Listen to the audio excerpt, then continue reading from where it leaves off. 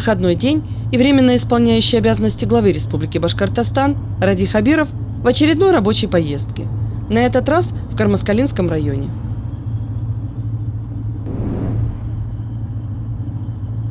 Находится Кармаскалинский район в 50 километрах к югу от Уфы.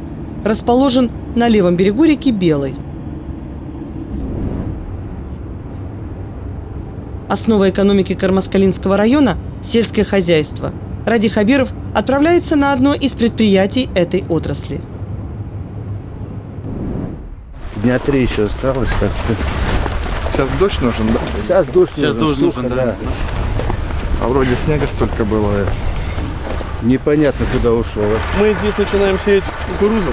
Вот, предшественник – это у нас ячмень, здесь был яровой. Так рано мы еще никогда не начинали, сразу говорим. Ну, здесь, мы посмотрели прогноз погоды на ближайшие 2 недели. Плюсовая температура будет от плюс 25 до 30 градусов, и ночью плюс 12. Этой температуры достаточно моментально получить сходы. И здесь восточный склон. Если мы видим, солнце в первую очередь нагревает это поле. Поэтому мы его первое начинаем сеять. Вот.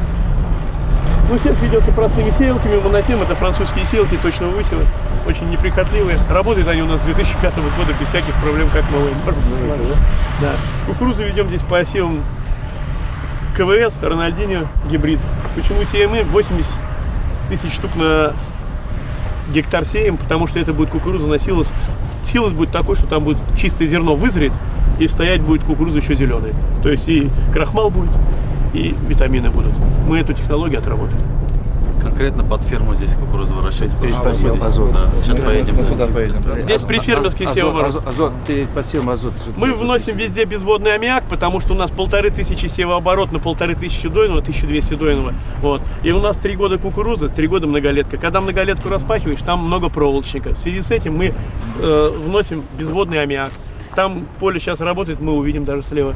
А вот механизаторы, они у вас постоянно? Постоянно. Постоянно, У нас, да? Они уже к технике привыкшие? Постоянно, к технике привыкшие. А вы им в зимний период как-то доплачиваете или как? Они все работают в зимний период. Все работают. Работа, у нас есть работы ремонтные, мастерские на ремонт. То есть на зиму они заходят на ремонт, трактора ремонтируют, обслуживают, и у них фермы есть. Поэтому растениеводство уже у нас, когда баланс есть, люди могут. А когда вот очень многие хозяйства ушли от животноводства, они только на сезон нанимают, а потом всю зиму, что 2 месяца поработали, остальные... Мы до комплекса доедем, мы увидим. То есть у нас заканчивается полевая работа, это конец октября, начало ноября. Половина людей мы отпускаем отпуск на ноябрь, половину на декабрь. И выходим на вывозку навоза массово. Эти трактора цепляют тележки все и на вывозку навоза выходят. Вывозка навоза, там уже Новый год подходит. Порядка 4-5 тысяч тонн навоза мы только вывозим. Потом Новый год подходит, они ушли отдыхать 2 недели, вышли, начинаются ремонтные работы. И постоянно перевозка. Все равно работа есть всегда, никого, у нас постоянно люди. Механизаторы вот местные, с местных где? Все местные. Все местные. А какая зарплата у них вот сейчас? Они вот до 7 полевые? Ну, расчет дан такой, минимальная зарплата у механизатора на посеве за 8-часовой рабочий день. То есть норма разработана так, что он должен получать 1500. 1450 рублей за норму. Выполнил больше, выполнил меньше, его проблемы. Ну, таких проблем не бывает, потому что на каждом тракторе установил GPS-навигатор, сидит оператор, который отслеживает. Если стало, тут же смс-ка приходит агроному, мне звонок, тут же бригада выезжает по ремонту. Вот они вдвоем сеют, они знают, что идеально ровно им нужно посеять. Следующая операция, они выходят сюда же, баранование, вот сетчатые борны. Следующая операция, эти же механизаторы выходят сюда же, междурядная обработка. Потом химическая прополка идет. Убирают тоже они, да? Нет, убирает уже комбайн, на силос будет другой. Да. Но они возят. Они же зацеп тележки будут возить на ферму. Поэтому они знают, что это поле им работает. Как они ровно проложили, так и потом будут проблемы у них. У вас сколько гектаров вообще? Ну, сейчас у нас 17 тысяч. 17 тысяч. У вас в Кармаскалинском районе, наверное, вся земля обрабатывается, да? Или 99%. Ну, то есть практически Это здесь... плодородный район, да.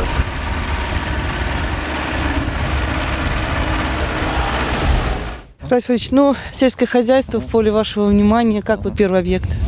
Ну, это хороший объект, он известный, уже долгие годы работающий, Артемида. Просто вот здесь вот и культура сельскохозяйственного производства, и поддержка механизаторов, и в целом это успешное хозяйство.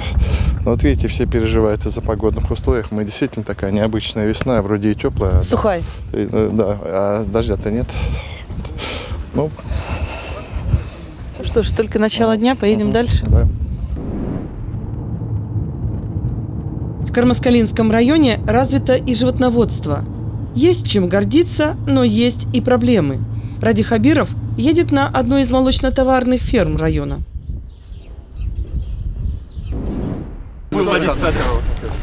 173 тысячи вместе с доставкой сюда. Корова. Они еще не отелись. Это вот как раз ждем через 2 месяца, через 3 месяца начнут. Ну, получается, да, даже через 4 месяца. Да. Они у нас, то есть, условно говоря, идеально будет август-сентябрь. А нам надо перед Новым годом еще скот завести, чтобы была ферма. А потом у нас свое воспроизводство. Поэтому и просим, чтобы оставили вот те вот субсидии, которые На закуп на скота. килограмм, на закуп скота. 50 тысяч рублей на одну корову, 170 они покупают. Это очень хорошие деньги, Россия- очень большая поддержка. Россия серьезно. отменила субсидии на зарубежный скот. Только покупайте, говорит, в России. А где купить? Нету в России. А в России нету. Поэтому федеральные деньги мы отдаем тем, кто в России покупает, 150 миллионов. А 150 республиканские мы не запретили, оставили, чтобы зарубежный скот заходил. Хотя нас критиковали, говорят, нет, потому что другого скота нету. Где его взять? Здесь в основном солома. А здесь солома. Слишком жирно, это плохо, очень плохо. Мы регулируем это дело. Потом тяжело рожать им будет. А вот телятник где у вас? Вот телятник. А там есть? Телятник? Конечно. Вот здесь свои сварщики, свои рабочие. Так, давайте чуть-чуть пройдем. Зиму не работают. Вот они и строили его, этот телятник. Ну, то есть, Это сколько им лет? Сколько? вот дата рождения 2 апреля.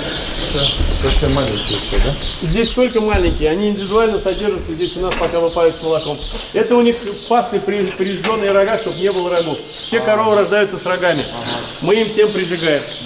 Индивидуально вот они здесь держатся у нас. И это все телочки, 100%. Бычков мы не держим, мы их тут же продаем населению. А нам нужно, чтобы были 100% телочки без бычков. Тогда мы сможем реализовывать. Не пугайтесь. Нет, они лапы сосут. Сюда. Лежишь, не ленись, только погоди. Ну, сытые, не хотят. А это вот Это чуть постарше. Это по месяцу. Обычно, если утром, когда есть хотят, они тут все и руки обсосут. Только подойди. Фирменные бирки, разработанные министерством, с QR-кодом, все, наши надпись на английском. Все как положено. мы чипированием занимаемся? Это бирки, да. Это чипирование. Сюда есть, чип да? не надо, здесь им нужно, чтобы эти бирки были. Да, QR-код.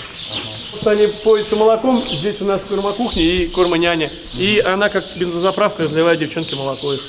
Поэтому далеко возить нельзя. А уже когда они подрастают, с молока слезли, мы их переводим. А это уже вот еще... Это еще чуть побольше. И еще есть ферма, которая содержится Отдельная весь скот, ферма, отдельный. То есть здесь содержим только маленьких. И все. Это они хорошо. Вот сейчас высадим. Не бойся.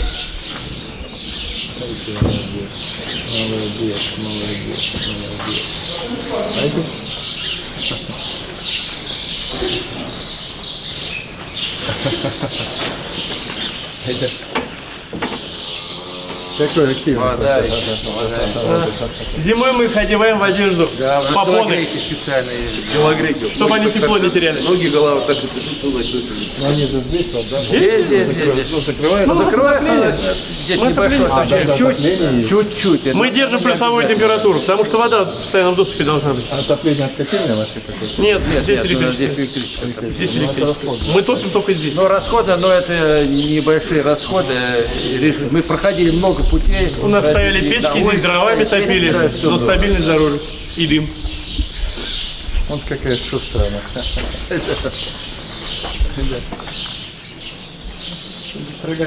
Федь Федорович, у вас прям опыт общения с животными. Она очень такая шустрая телочка. Она. Нежная вместе с тем. Да. Ну, расти большой. Молока много пусть приносит. Заигрывает. Да, спасибо. Здравствуйте. Здравствуйте. Настроение нормальное? Нормально. Тяжелая работа. Работа тяжелая, но работаем, деньги платят. Денег платят вовремя. Вот я 14 лет здесь. Здесь Вот вот уже, нигде Большое спасибо. Он меня всегда Из далекой деревни возим. И дороги нету. Дороги нету в деревне, и то возим. Самой больницы нету, дороги нету. От нас сколько? 15-20 Булякай. километров, наверное. Нам бы передвижные вот эти медпункты вот таким деревням сделать, чтобы приехали. Вот для населения до 400 тысяч, мобильные вот эти вот фельдшеры, которые будут ездить. Владимир Путин я озвучил. А пап рядом нету, что ли? ФАП под Лугово. А под Лубово тоже 7 километров? 7 у нас? километров, Да, 7 километров сюда. Вот спасибо, нас возят, хорошо. Ну, Я даже ладненько, сама возим. рада, честно говорю. Вот никто не подсказывал ничего. Вот он меня всегда выручал. Вся семья работает у нас. А вот это меня Килен. Килен, сын. Сноха, сын, механизатор, Все. брат, животновод. Дочка А дорога работала. там какая? Дорога Ну, пока немножко сделали. А деревня большая, сколько там? Ну, порядка 250 вот. Ну, то есть медицина, да? Да, вот и дорога. А дорогу что сделать? Хотя бы отсыпать щебенкой? Да. Вот мы основание сделали, загравировали, теперь щебень уже. Там идеальное основание. Гравий расползается. Там высокая, прекрасная дорога. А вот этот 7 километров, вы говорите, папин фельдшер есть у вас? То есть вам просто 7 километров тоже, Да, но да, в каждой деревне мы не сможем сделать. Но конечно. все равно вот работать же надо, деньги Ну плохо. вот эту программу мобильного фельдшера. Мобильные фельдшеры нам надо. У нас много таких маленьких деревень. Ектикуль тот же самый, тоже люди у нас работают. Тоже дороги от асфальта 3 километра по полю. Вы скажете, медицинский поезд забили, чтобы я переговорил. Деревня как? Булякай. Ну там несколько деревень, наверное, да? Ну можно по одному Булякай, поставить. Ектикуль. По Ну, одному по-моему, если поставили бы нам все, вот, и Орловка, все Ектикуля, ну, все, да, вот эти собрались бы в подъезде. Ну ладно, спасибо. По сути, Ради Фаритович, ничего лишнего жители не просят. Конечно, конечно. Абсолютно ничего лишнего. У нас жители. Ну вот видите, ну везде одни и те же дорога, здравоохранение, медицина, да. И, конечно, чтобы были рабочие места.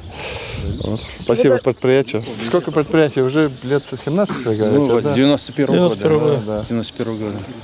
Тяжелые Самое годы. первое фермерское хозяйство было. когда- Тяжелые годы прошли, получается, да? Ну, да, те года тяжелые, были, да. да. Но да, сейчас-то щас. более-менее уверен, да? Ну, сейчас интересно. Лучше мы еще никогда не жили, я Сейчас так говорю. интересно работать. Да. Поддержка со стороны правительства вот есть. Везде, Субсидирование, везде. Вот, Сегодня понятие чиновник у нас отсутствует, как Да. таковой, у нас близкая связь. Мы У нас как прямая связь. Я могу Вместе министру работаем, в любое скажу время позвонить, и обратиться к каким-то вопросам. Тут же дается поручение и решается вопрос. Все, что связано с производством. конечно, без помощи государства здесь тяжеловато будет, да? Тяжело будет, очень тяжело. У них себестоимость молока будет очень высокая, она не в рынке будет, поэтому. А что потом каждый год убыток? Вот по мясу у нас 3 года подряд мясо, говядина, минус 700 миллионов мы накапливаем убытки. Вот. Ищем варианты, как нам уйти с этих убытков. Это мясом не занимается, они сразу продают свои. Но самое главное, вся помощь, которая от государства идет, она же дальше в производство идет, она дальше в инвестиции идет. Мы опять сюда, да, потому что, опять же повторюсь, что без новых технологий, без дальнейшего продвижения, без обучения она бесполезна. А так вот это идеальная схема, да, то есть у них свое растениеводство и свое животноводство. Да. Это вот то, к чему мы должны идти, да, получается? Вот здесь вот у них баланс есть. Ферма надаивает сегодня больше 20 тонн молока, надойная корова составляет более 8 тысяч тонн. Вот. Ну, в 2 словах, вот наше поголовье. Мы установили в прошлом году систему. А это какая порода? Галштинская порода. Молочный. Ага. Чисто молочный. Управление стадом, программу мы поставили в прошлом году. До этого мы племенным хозяйством являемся. У нас недостаточно было. Очень эта корова требовательна. Она очень тяжело осеменяется. Она дает много молока. Если ее не кормить, она вся сдуется, но даст молоко. Поэтому за ней должен глаз да глаз и большой опыт. И установив эту программу, у нас сейчас в мае будет огромный отел. То есть у нас началось нормальное осеменение, мы вошли в нормальное русло. Мы видим на каждой корове ошейник и 2 датчика. Один датчик стоит за ухом, один датчик внизу. В постоянном режиме телефон агронома отдал программу, у каждого руководителя фермы есть. Мы видим даже, сколько она жует, какая корова в охоте, какая корова заболела. Все эти данные полностью переходят на ферму и по интернету приходит руководитель. И опять же, программу опять удалось купить только за счет субсидий. Да, кстати, республиканской, субсидировал. Система уборки, почему Игорь Иванович сказал, что там сейчас современные. У нас простейшая система уборки. Мы убираем трактором, здесь рельсы, стелим солому, убираем трактор. За счет этого у нас климат лучше. Нету запаха, который идет снизу, когда дельта-скрепера. Не болеют они. Да, Естественное он содержание, постоянно работает, вот он, но у него всегда влага остается. А здесь трактором убрали, видите, вот аммиака нет. Самое главное это корма. У нас Ну, вообще специалисты, которые приезжали, и американцы приезжали, все. Да, у нас у большинства нет, пахнет навозом. Это же, получается, прошлогодний заложенный, консервированный корм, да? Ну, конечно. А этот корм где его? А мы все делаем. себя, да? Ну, во-первых, у нас и Венчите, комбикорм, и цех есть свой, вот, а ингредиенты только докупаем. Значит, вот в современных условиях производство рентабельное, нет? Это бизнес. Это бизнес, однозначно, это бизнес, конечно. Но Да. он такой рисковый все-таки. Очень рисковый бизнес, да, но если заниматься здесь именно высокими технологиями, если считать свои деньги, свою себестоимость, тогда можно работать. Но надо, конечно, не меньше надавить, надо, конечно, не меньше там 8 тысяч литров. А молоко куда сдаете? У вас дальше? Ну, мы сдаем на первый вкус стартомат, первый вкус. Из нашего молока, так как у нас молоко очень высокого качества, можно похвалиться, да, они делают специализированные продукты. Это зерновой творог делают и новое молоко, которое у них не пастеризованное идет, в новой упаковке. Когда мы только начинали строить ферму, вот, когда я там занимаюсь по всему миру, по всей Европе, ездили, изучали, как что строить, но я думал, сейчас построю ферму, все, самого заработать. Это да. самое сложное. А это самое сложное все. Самое сложное это люди. Вот с людей надо было начинать. У нас вот и ошибок А много вот у было. вас вот текучесть кадров есть? Нет, сейчас То есть нет. уже устаканилось? Все устаканилось. Причем работает. Если раньше 10 мы лет мы говорили, шли к стабильной работе. Да. 10 лет. если мы раньше говорили, что у нас 50% молодежи, то у нас сейчас порядка 80% молодежь работает. Ну, я себя уже на молодого не считаю, но тем не менее. Вот. А специалисты все молодые. И с института уже, которые пришли. Ветеринары наши, Наши, все районы наши пришли, обучались у нас здесь В ветеринары. этом году выпускница у нас грант получает. Наша. 500 тысяч. Ветеринарша. Да. Здесь совершенно новая система считывания коров. Каждый по стойловому месту. Там было одно на всех. Вот. Здесь самое главное почетвертное доение. То есть каждый сосок отдельный пульсатор доит. Там было, все сразу дергались, комфорта корове не было. И самое главное, здесь качество молока. Здесь в протоке определяется соматика. То есть если корова заболела, прибор тут же определяет и блокируется, оно не попадает в общую массу. И потом девчонки уже дуют вот отдельное ведро, выбраковывается корова, и благодаря этому у нас хорошее качество молока. Каким показателем определяет температура молока, да, или что? Нет. Когда принимают? Нет, вот вы говорите сразу она блокирует. Нет, электропроводность. Там бактерицидные клетки, электропроводность меняется, и он сразу дает сигнал, что это мастит. И мы начинаем уже тут лечение, работа, отделяется группа, и все. 20 и 20, 40 коров за раз доится. Быстрый выпуск. Это вот у вас дойный цех один, да? Да. Дойный цех один, То есть да. они по очереди? По вот очереди идут, все да? проходят. А на одну корову сколько времени она дует? Там... В среднем уходит на 40 коров порядка 12 минут. так быстро, да? А вот там Работает 3 доярки. По секундным, что доярки По должны секундам делать. расписано, стоит камера, которая четко каждый день проверяется, нарушение технологического процесса. Наверх поднимемся. Здравствуйте, Наталья Ивановна, молодой ветврач, зооветспециалист. Ну, в 2 словах по программе, Алёш. Я не знаю, что нам дает программа. Вот наша программа, вот, получается, мы здесь сразу видим доильный зал, но вот пока дойки нету, получается, на каждом, каждая корова стоит на своем каждом месте, у каждой коровы, сколько она дает молока, сбросила она аппарат, не сбросила, стельная, не стельная, ну, здесь, получается, вся информация видна. Для каждого специалиста тоже есть своя окошко. Для ветврачей, получается, ветврача день начинается отсюда. Он берет больных коров со стрессами. Здесь тоже видно, какая корова в какой клетке, что с ней, руминация или молоко упало. Тут, получается, на каждую корову. Да. Сейчас смотрим дальше события. Что с этой коровой делали, когда она отелилась, какие уколы, когда она заболела, получается, сразу. Потом дальше смотрим удой. Вот сколько коров дает молока, сколько дней в лактации, каждый день стоит. Так, стоп. Средний надой за неделю. Это что такое? 48 литров в день она в среднем за неделю дала. Да. Вот графики интересны. Вот здесь уже она, вот перед родами, вот колясочка стоит, значит, она отелилась. Колясочка стоит. Здесь у нее шевеление было. Дальше пошло. Здесь они ее лечили. У нас каждое лечение по протоколу. Главный ветврач обозначил протокол. И как корова заболела мастит, там четко написано, что он должен делать врач. Потом после этого вводится протокол, и списание лекарств происходит автоматически. Уже там не сделаешь, что ты хочешь. Ты должен делать то, что надо делать. также можно вот посмотреть даже продуктивность за всю лактацию, сколько она даст уже получается. То все программа автоматически Ну и сколько считает. Сколько говорит цифра? Допустим, 11 456 килограмм за 305 дней. Ну, автоматически. всё нормально. Я про 8,5 говорил, в среднем нас ферма дает. Ну, это А есть топовые коровы. отдельные индивидуумы, к которым надо стремиться вот так вот. 11 тысяч Это топовые коровы. А сколько вот доярка-то получает у вас? Ну, средняя зарплата доярки у нас зависит от показателей. 26 тысяч это практически минимальная зарплата. Потому что иначе никто... Тут работа каторжная, это как у станка.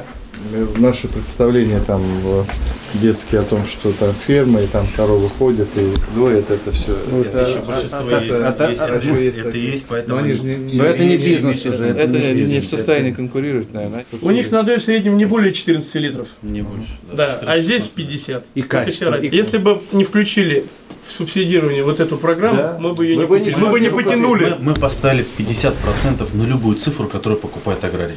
Это и GPS-навигаторы, и мозги. То есть вот, можем еще больше увеличить. На перспективные разработки. На перспективные, то, что нового есть в мире появляется. Вот. Ну, Спасибо. Спасибо. посмотрим. А кто фотографирует? У меня телефона нет. Райт Фрич, ну, я теперь понимаю, почему это смарт-ферма. Да, Для вас это тоже ново? да, конечно. И какие мысли? Ну, знаете, мысль одна, что вот сейчас, понимая, что аграрный бизнес, он очень тяжелый, очень конкурентный, поэтому мысль одна, надо развивать основные наши локомотивы экономики для того, чтобы в том числе и помогать стать на ноги вот таким хозяйством, чтобы их много было. Видите, это хозяйство уже в рынке работает, оно успешное, долгие годы. Вот нам таких хозяйств надо побольше. Все-таки здесь и люди находят свое призвание, заработная плата регулярно выплачивается. Это один из действительно крупных предприятий, который является основой экономики Кармаскалинского района. Спасибо.